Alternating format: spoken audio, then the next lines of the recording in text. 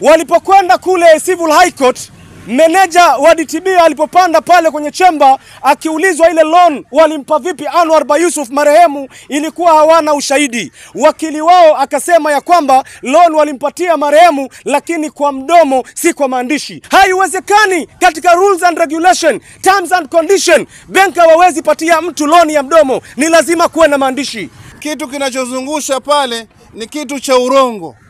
Manake hakuna kutoa loni ya mdomo kavu.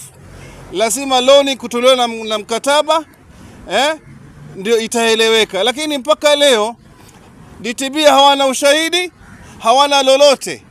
Kwa hivyo hata ulimwengu mzima washajua kwamba DTB haina ushahidi, ni kumdhulumu Mama Nuru Jezani. Leo tusiposikizwa sisi wananchi wa chini tunadhulumika na mama anadhulumika, kweli tutakuwa na raha na kitu chochote hapa duniani? Nasema mimi kesho tutakuja kotini.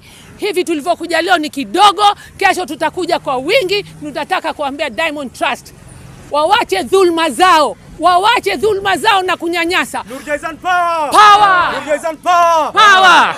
DT Bank muwe na heshima.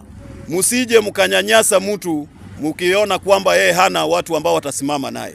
Sisi tunasema hivi, kesho kama uamuzi itatoka pale kotini tunaisubiri, na wewe ambaye unataka kumnyanyasa huyu mjane, tunasema kwamba mambo yako hayataenda vile unavyotaka. Manake mjane akona watu ambao wamesimama naye mara, na aswa sisi pia kama people with living with disability hatungependa kuona mtu akinyanyaswa, manake tunaona kama sisi pia mtatunyanyasa kesho.